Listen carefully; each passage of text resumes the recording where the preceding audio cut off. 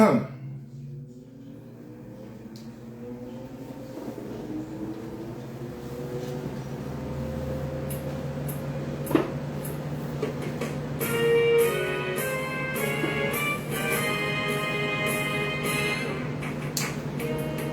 and gentlemen, welcome to the Truth Seeker Show. The show that is specifically designed to help us fulfill our life purpose in this world properly by giving information, motivation, pleasure, and healing. I am your extremely humble servant and host for the evening, Self-Appointed-Rabbi Eliezer Karp. I'm just trying to help you, us all, fulfill the purpose of life properly. So sit back, get ready for a whole lot of truth, given with a whole lot of love, with the intention of pleasing our Creator in this generation, finally, by fulfilling the actual purpose for which He created us, once and for all. We can do it, let's do it.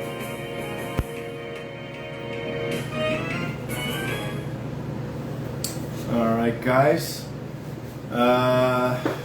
getting ready for Shavuot. Tonight is the beginning of the day that we received the Torah from God. We received the instructions, the one and only true instructions from our Creator. There are no other instructions. These are the instructions. Hashem put so many fail-safes in there in the Torah to protect it. A couple of good strong ones. Number one, He says in there in Deuteronomy 4:2 and 13:1, do not add to these instructions. Do not delete from these instructions, period. He gave it to 3 million Jewish men, women, and children. These were witnesses to that event at Mount Sinai. 3 million people. These were my ancestors. They passed that information down to me, from teacher to student, father to son, mother to daughter. It ended up in our hands in this generation. And supposedly there's only a 9-letter difference from the telephone game, from when it was passed, so to speak, from that event at Sinai until today. And I think we fixed them all or something, or they don't have an impact on the final halacha, the final way of fulfilling obligations, to my understanding. I'll get to it when I get to it, but I'm letting you know that the Torah was passed down very concretely, solidly, consistently, from generation to generation, and this is the Torah that we hold today. You have to have an unbroken chain of authoritative teaching from that event at Mount Sinai until today. That's called the Mesorah, and thank God I have one of those from my Rav. I hope he has a refuah shlema. He had a surgery, and I hope that he's doing well. Hashem, you should heal my Rav and make him feel better and be able to continue to pass down the Mesorah to this generation. So tonight is Shavuot, sundown. Shavuot means weeks. It's also the culmination of the counting of the Spheres HaOmer,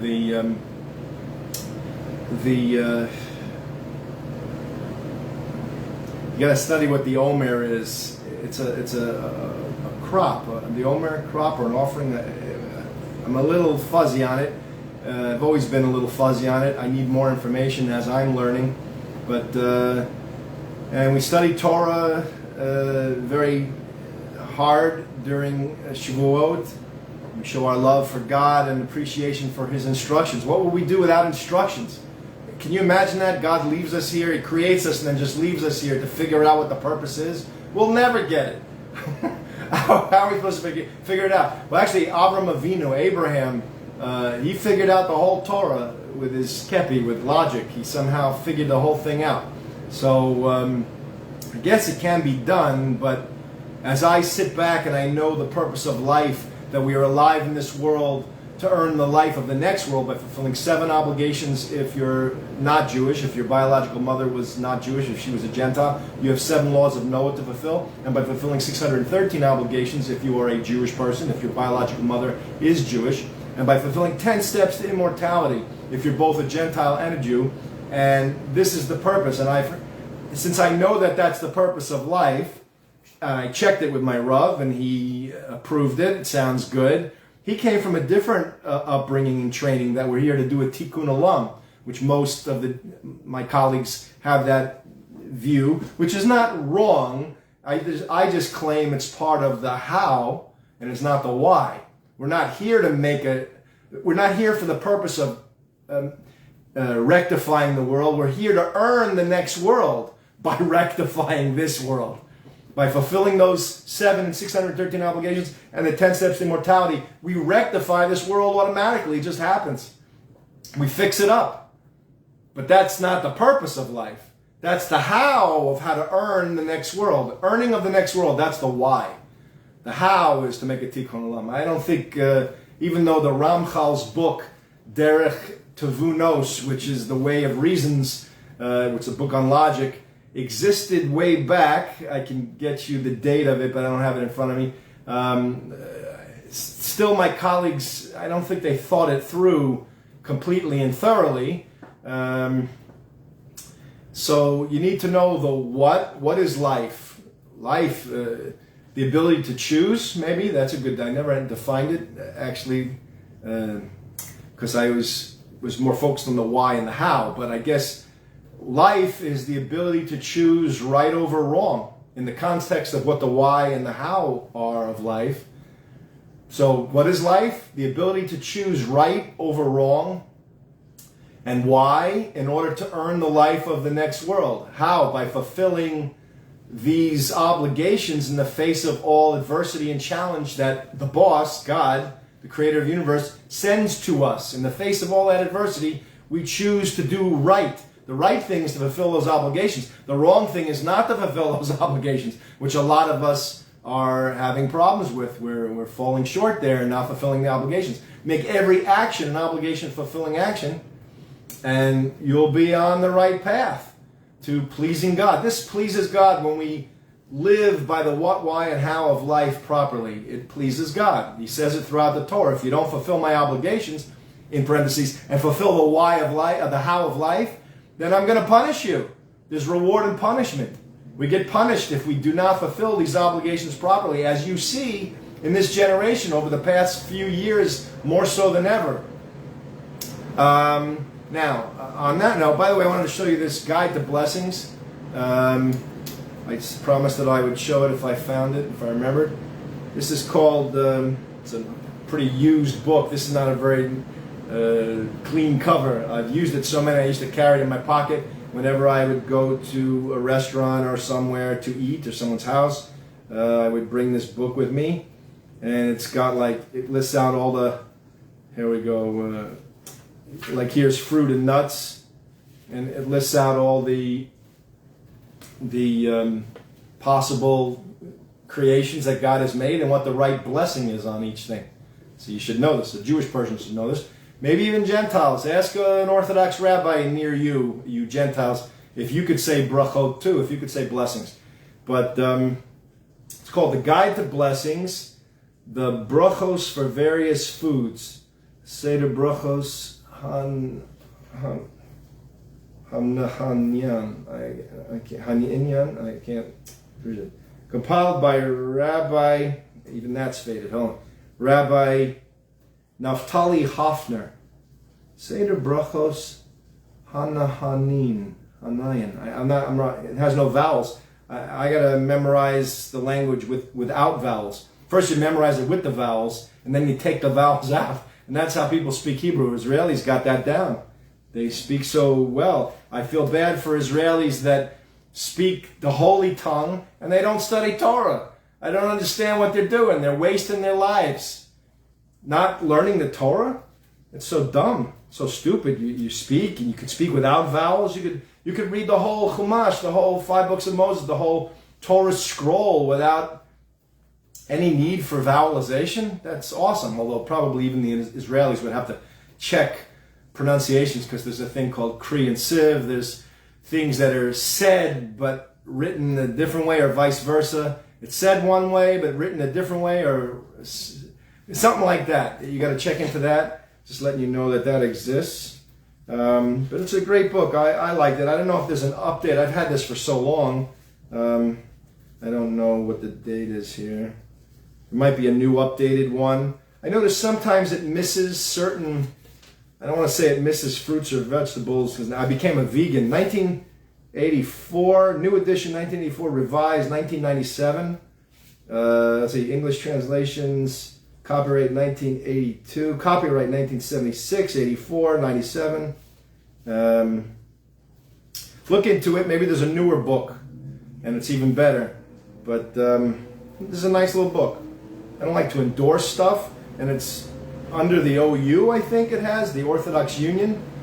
That's like a heksher, a group, a group that supervises food and food production and food delivery, I guess, and inspects food, makes sure there's no bugs, there's no this, there's no that. We're not allowed to eat bugs on plants and fruits.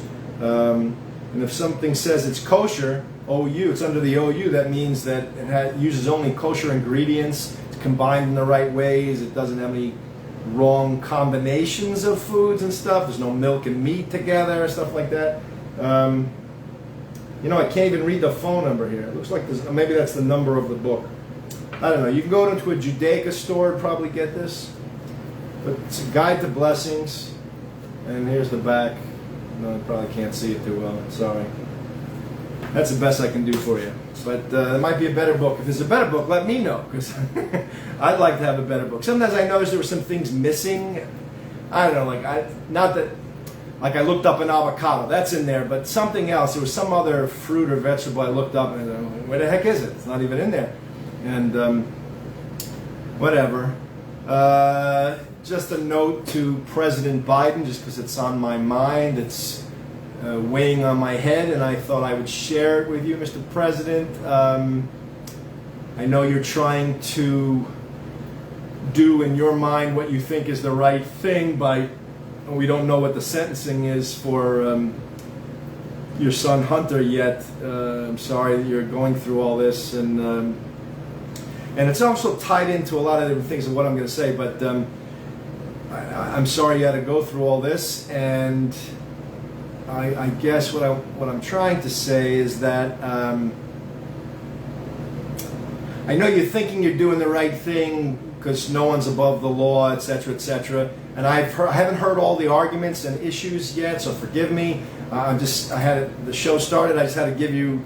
I just saw a little bit, and I'm trying to share with you. I heard the court voted against your son there, and but I guess he hasn't been sentenced yet, to my understanding. But let me say this: you know, it's a rough gig being someone's son. Being the son of someone running for president, being president, who is the president, who is running probably again for president, that's a rough job for poor Hunter. You know, a lot of pressure, a lot of scrutiny, a lot of this, you know. The magnifying glass comes down on him, he's watched from every angle and stuff like that. And I heard tell that, you know, maybe for such actions, if it was someone else who was not the president's son, so to speak, they might not receive any jail time or stuff like that. I'm very much, well, let me say it in the safe way. The same way I feel like you got to be lenient with women. I don't agree with abortion, yet if the mother's life is in danger, then that's what the Torah, to my understanding, says is what God wants, is that if the mother's life's in danger, you may abort a fetus during pregnancy there. However, so I would be more lenient. You don't want to make all the courts come down on every mother that accidentally gets pregnant or something like that. Then all these women are going to be suffering. That's not seichel. That's not common sense. It's not smart and wise. You got to leave room for God's will. God knows best. Don't be holier than Him in certain issues. You know, in this issue, you're going to make all these women be punished. You know, and maybe they were in love with the guy. You don't know all the backstory of the whole situation, how the man and woman got together. You don't know, but at least give the women some way out. You know, now I don't agree with killing. Pretty much under any circumstances, unless I guess you have no other choice and it's self-defense and you can't wing them in the arm or the leg or something like that, or or he's going to kill the mother. The unborn fetus is going to kill the mother. Some people, even in government, said they don't know how that's possible. I questioned it myself, but if it exists as an issue in Torah, I'll keep my eyes and ears open as I study to try to figure out, well, how is the mother's life actually in danger? I did hear one or two things about that. I can't remember exactly what they are, forgive me, but I know they exist, which at least lets me know that there is such an issue, but maybe I'm wrong.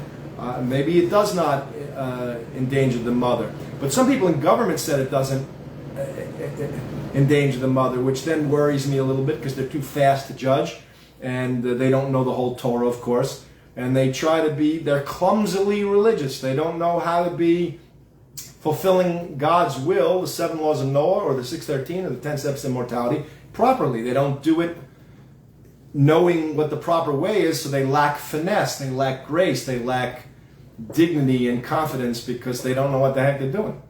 Study Torah, that's why we're here. We're going to hit it in a few minutes. I thought of a little song on the way out here. Study Torah in the morning, Torah in the evening, Torah the whole day through. We'll be much holier by studying Torah. The wording, by studying the Torah true. That sounds good. Maybe I adjusted it just now. Hashem bless him. Studying Torah true. The true Torah, studying the true Torah. Not these fake Torahs, not these fake documents. It says, God says, do not add or delete from these instructions. You're not allowed to make false documents that give rise to other claims about the purpose of life. These 2 billion Gentiles that are following this false claim, and the other number of people that are following this false claim, and all the other 6,000 false claims in the world about the purpose of life, believe it or not. I think there's 6,000. I counted the entries in an index. Maybe it was like a word here, a word there. Maybe I incorporated, maybe I didn't get just the isms, the religions or whatnot. Could be less, but there were like 6,000 terms in this index, as I recall, as I counted them. Maybe I was wrong. Maybe it's less. Maybe one day I'll count them, but I don't see any point. Just give them up. Abandon these false claims like the plague, because they're going to get us killed. I'm serious. I'm not just being, over-exaggerating or whatever. In this one false claim that 2 billion Gentiles believe in, they're willing, it says it commands them to kill Jews. It's a false claim. God would never command anyone to kill Jews. We're His chosen people to teach you, to be a light unto the nations and teach you His true instructions. Obviously, we haven't done that too well. I'm sorry that we haven't been such a great teacher, and you guys haven't been such a great student. So let's fix our ways and mend our ways and get back on track. Anyway, what I was saying, though, is that... hold on. I start spitting when I talk so fast here. Excuse me. Not supposed to spit when you teach Torah either. Makes it look like you're spitting maybe after a word of Torah. That's not good. So, Mr. Biden, what I was trying to say is that it's rough being the son or the child of a president. I mean, eyes are on you all the time. So I think, and I'll say so. He's been under a lot of pressure, and I'm sure he has helped you, and all your children, I'm sure, have helped you in one way or another. Even chas v'sholom b'li ayin hara, mercy and peace, without the evil eye, that a child should die. I know you had. Your family was lost there in that car accident there. I'm so sorry. But even you learn from that, right? So I'm sure that it's made you mention it so much in trying to relate to the American public to show them that you understand them. Why Hashem does stuff, why God does stuff, that's between you and Him, and you have to figure it out. But I'm just looking from the outside. Maybe it was just to make you more relatable. People had to give their lives to make you relate to their problems. That helped you get into office. If you think about it, I'm just off the cuff, just thinking. Forgive me if I don't mean to offend anyone or anything, but so I'm just saying that Hunter made you what you are in being him.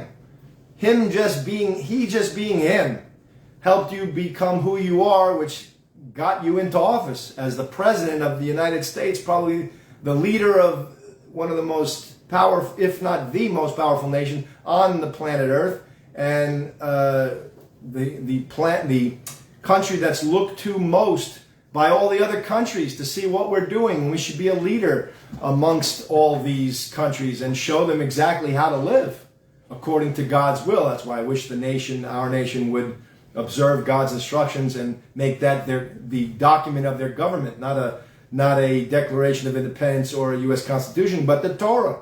The Torah should be the document that we use in America and in every country to please our Creator and to live. That's how we should live. So, having said that Hunter went through such extra levels of earning that probably the normal child would not have to go through, I think he should be cut a little slack. Plus the punishment for some of these things of which he's being charged, which I don't even know them exactly. I just heard lawyers talk or whoever on CNN or whatever, this and that. They don't even get the punishment of prison time, to my understanding. But having said that, plus it's par for the course of being the president's son is that you get some extra perks, you know. And if the president is your father and he could pardon you, you know. My dad was a musician and an accountant. The perks were I learned mathematics, I learned music, I learned logic, I learned a lot of things that I would not probably have learned had I had another father. But because my father was into all those things and played for saxophone for Tony Bennett and for the Ritz Brothers, and my father played for all kinds of performers. He used to work at Ben Maxick's Town and Country in Brooklyn, I think it was. He used to play all the acts over there. 1964, I met my mom around that time. I was the New Year's Eve baby in the Catskills. My dad played in the Catskills, and Sid Caesar supposedly held me up, and I was like the New Year's Eve baby when I was 1 year old or something in that year. So those were the perks of having a father in that position. These celebrities, they have children, and they're so fortunate. The kids are so fortunate they could go right into acting. Musicians that have children, they can go right into music, And yet you hear these actors, they talk so big like, I don't want my children in the same profession as me. With, they come off like they're, trying to teach the kids something special, What are you, nuts? You have these advantages, these perks. Give your children the perks that you have. Yeah, all these Kennedys could run for government, and they all train each other. They're all around politics, all the perks. For them not to go into politics, it's almost criminal.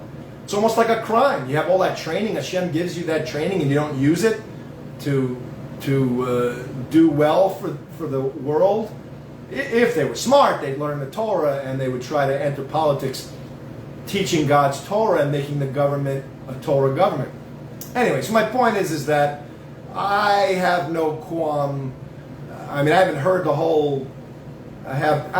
whole case yet completely, and all the insights and information and what he's being charged with and what the penalties are, and they're all man-made charges anyway. These are man-made laws, drug charges, gun charges. I know you're trying to clean up America and not have assault rifles being sold.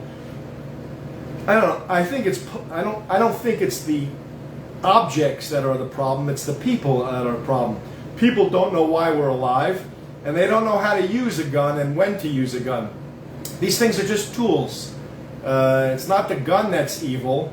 It's the people that could potentially be evil. It's probably not too good or safe to be on drugs when you have a gun. However, I heard one gentleman, I don't know if he's a lawyer or not, I heard him real fast, he said something like, a lot of these Vietnam vets who are smoking marijuana, for medical reasons or whatnot, and they got guns because they know how to use them and they know how to protect themselves, and it's just a tool. So I kind of bend toward that, like, it's good to have these things. I personally, in my own point of view of the world, I don't think we should be lifting sword up against nation anymore. We should not be studying war no more. Lo yisagoy el goy cherev v'lo yilmadu od milchama. We should not be studying war anymore. So I am an advocate for that. And maybe we won't need guns, but I don't know about aliens and whatnot. I don't know what we're up against. I'm not privy to all the briefings and the security briefings, so I don't know what's going on, if we're afraid of other planets in this universe and abroad. So I don't know what our scenario is. I've heard tell, this and that, so maybe we should hang on to the guns and the nuclear weapons and just not use them unless we really need them to save our lives or something. I don't know. Anyway, so my point is that I probably would not have any problem if Mr. Biden, you wanted to pardon your own flesh and blood son and protect him. He certainly earned it by being your son, no? He's been there for you, taught you everything about life through his growth and development. This is just my view, just talking off the cuff. I may even change my mind after I hear all the information, but at this point, I mean, these man-made laws, you know, can ruin a person. They're not God's laws. They're man-made laws, regarded, because you're also paranoid about guns and drugs. And work on yourselves internally by fulfilling God's obligations, the 7 laws of Noah, 6:13, 10 steps to immortality, and you will fix yourself, and these things will just look like tools, and you'll use the tools in the right way.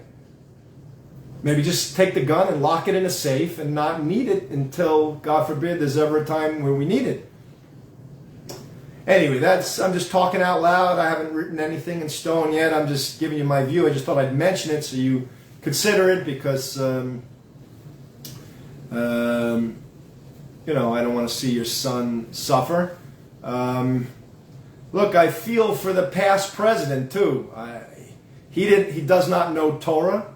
He did not know Torah when he did all those things, and yet his daughter's married to an Orthodox colleague, so to speak, of mine, right? And he still doesn't know Torah to a degree. I don't know how much the son-in-law gets to speak with him and teach him the right ways, but here I don't like to see people suffer because of stupidity, for lack of knowledge, for ignorance. They don't know the truth and they make mistakes. These 2 billion Gentiles, I feel for them. It's our fault. It's the Jewish people's fault for not teaching them the Torah, but it's also their fault for not learning it. So instead of blaming anybody, let's just learn the Torah, which I hope we're going to do right now. We're on chapter 10. I left off there. An emergency alert came on because I'm in, hold on a second. Hold on. I don't know why it's not, can you hear me? Is there anyone there? Can you see me? I hope I don't have to start this whole video all over. Slow connection, it says. There's a hurricane warning or something in my area. I can't do anything with the screen. I don't know why it's not working. Nope. All right. Maybe I'll just do a chapter. See how far we get. I can't. Can someone just say hi or something? Or show me your face? I don't see anyone in the reel here or coming up in the comments, so I can't tell. And I can't. It won't let me straighten stuff out. Let me see. Hold on a second. I got an emergency hurricane warning, a flash flood warning from Miami-Dade National Weather Service, and it took over the screen, and it won't let me do anything. All right, let me see how far we get. All right, we're on chapter 10. There are 22 sentences. This is Ezekiel talking, I guess. Then I looked, and behold, in the firmament that was above the head of the cherubim appeared over them something like a sapphire stone in appearance, like the shape of a throne. 10, hold on. Oh, hold on. Sorry, guys. My mirror just moved a little. Okay. All right, doing my best here. Hang with me, sorry. I don't know if I got cut off. I was just saying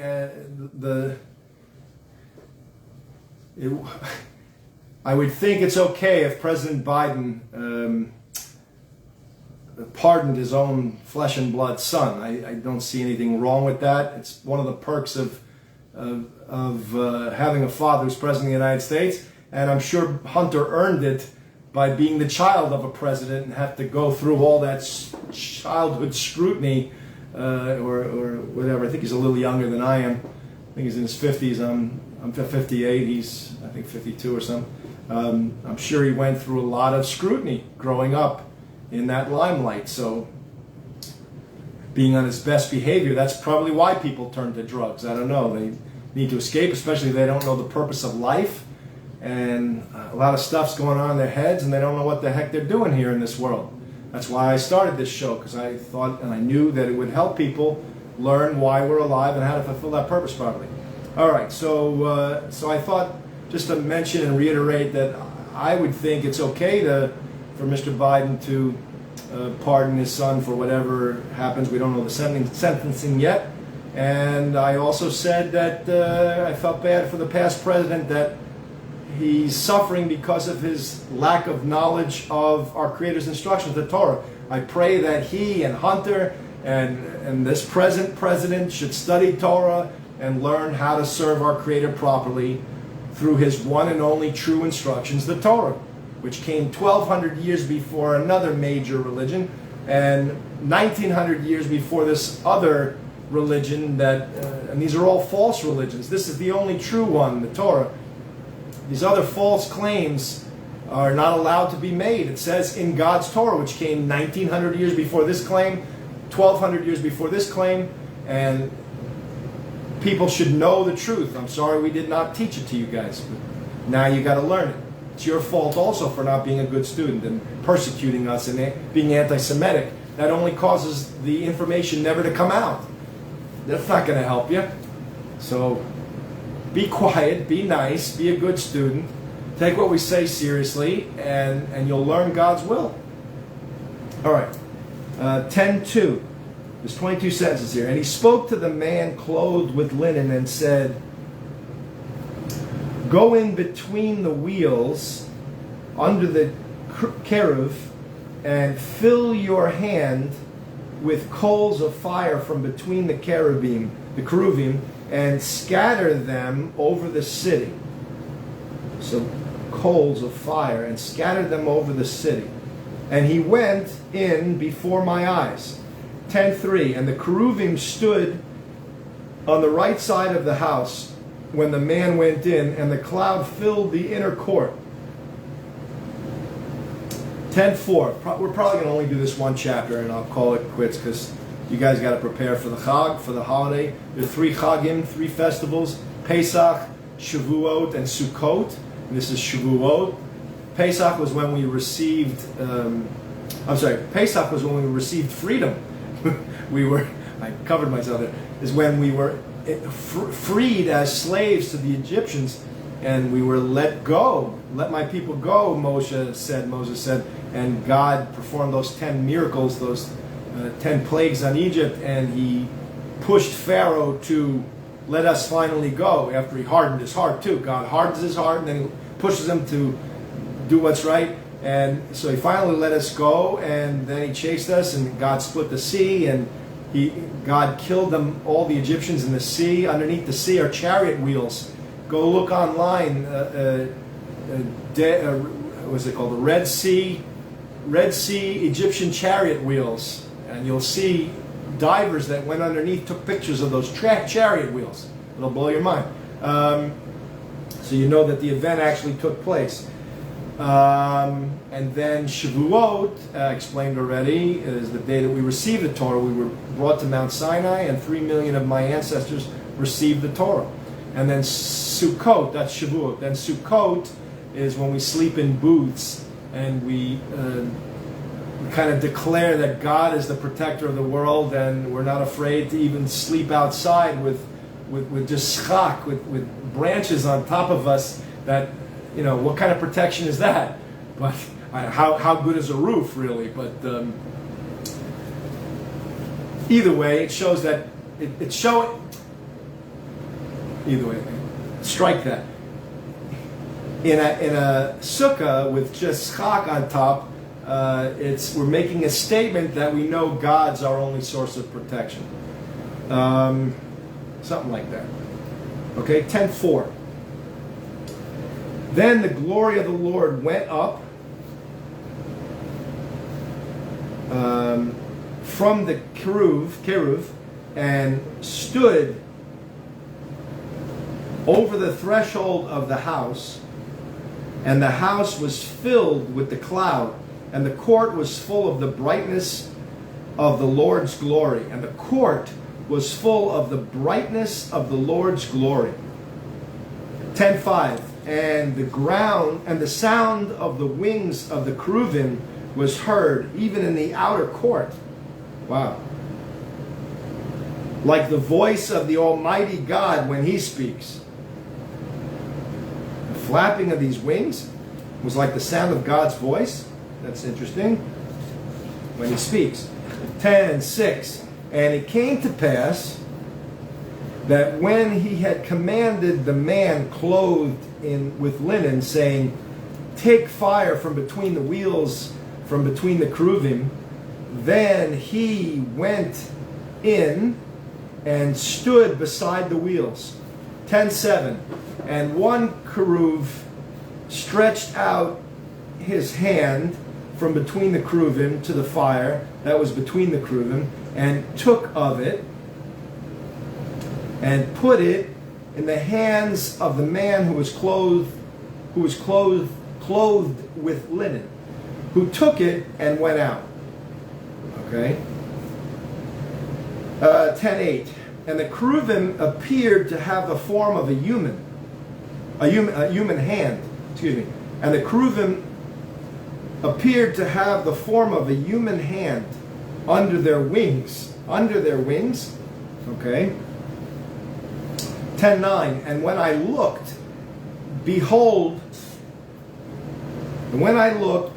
there were 4 wheels beside the cherubim, one wheel beside one cherub, and another wheel beside another cherub. And the appearance of the wheels was like the color of an emerald stone. 10:10. And as for their appearances, the 4 had one likeness, as if a wheel had been in the midst of a wheel. 10:11. When they moved from any of their 4 sides without turning as they moved, but to the place where the head turned, they followed it without turning as they moved. Okay? My ancient alien buddies might step in here and try to say something like it's like a craft or something, or some type of craft. I don't know if why. I guess if I weren't thinking about those things, that thought would not enter into my mind. I know that these are cheruvim. I guess they're angels, and they're cherubs or something. A cherub or a cheruvim, they're plural for cherubs, to my understanding. And if God is describing, or Ezekiel through God's word describing, or his vision rather, if Ezekiel through his vision is describing what he's seeing, I would think this is that. I don't think these are alien craft. I guess there's always room to talk about it, but for right now, let's keep it on hold and just keep it in the back of our heads.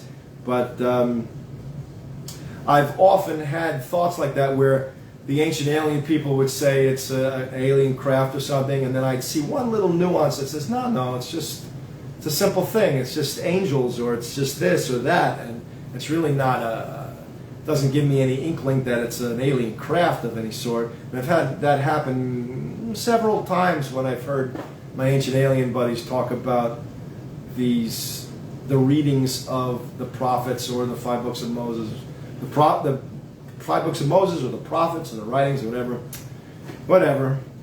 10:12. And their whole body, and their backs, and their hands, and their wings, and their wheels were full of eyes around. Full of eyes around. Even the wheels that the four had. Okay.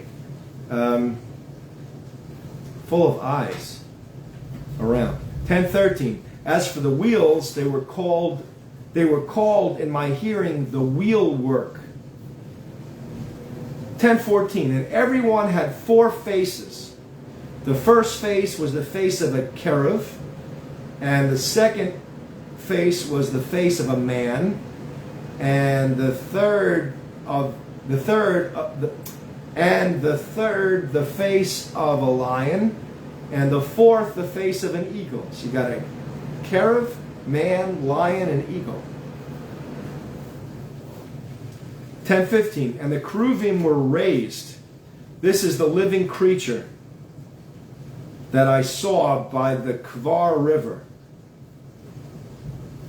The cherubim were raised. This is the living creature that I saw by the Kvar River. That's 10:15. 10:16. And when the cherubim moved, the wheels moved with them. And when the cherubim raised their wings to lift up from the earth, the same wheels also did not turn with them. 10:16. And when the cherubim moved, the wheels moved with them. And when the cherubim raised their wings to lift up from the earth, the same wheels also did not turn with them.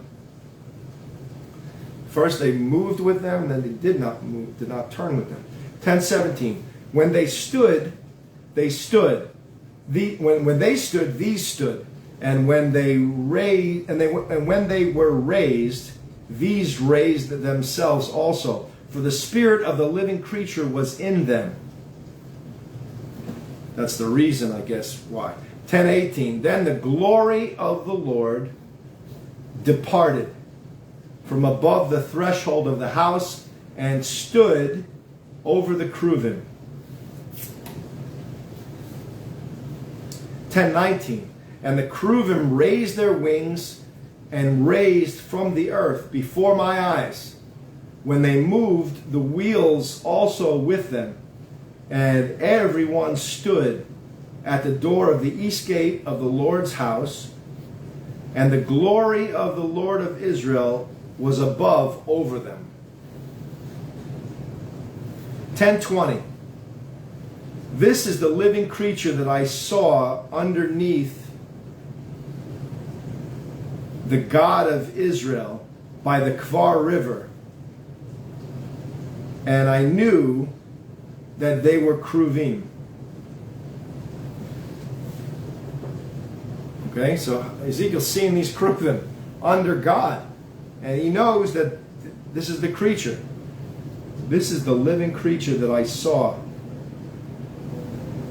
underneath the God of Israel by the Kvar River, and I knew that they were cherubim. 10:21.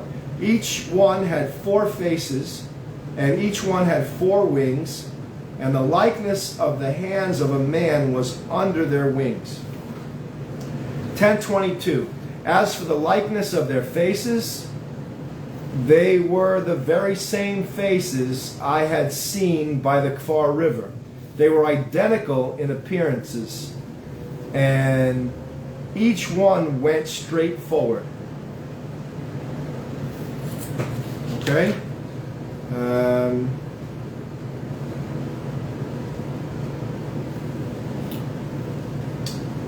I think we're going to hold there because I'm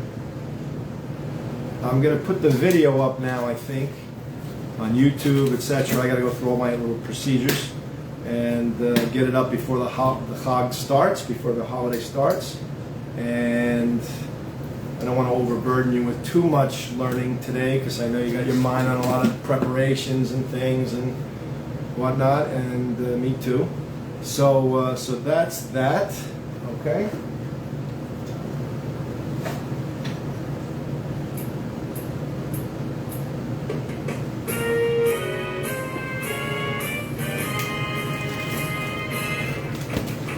Ladies and gentlemen, you've been listening to the Truth Seekers Show, the show that is specifically designed to help us to fulfill our life purpose in this world properly by giving information, motivation, pleasure, and healing.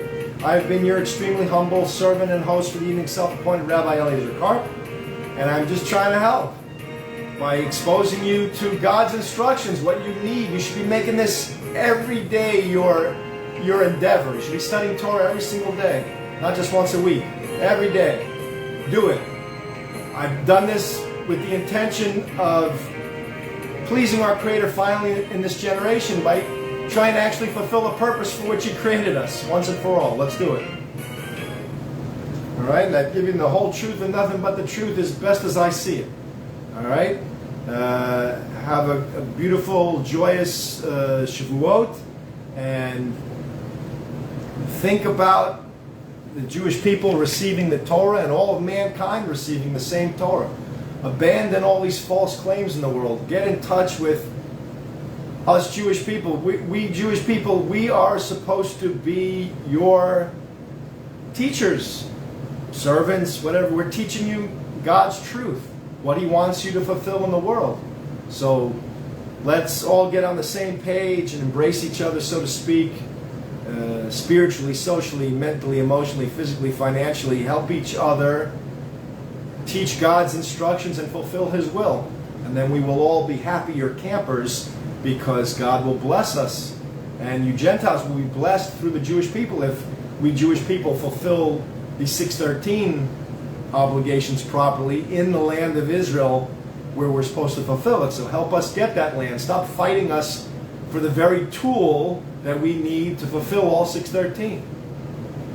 All right? Have a great week. And we'll talk hopefully next week.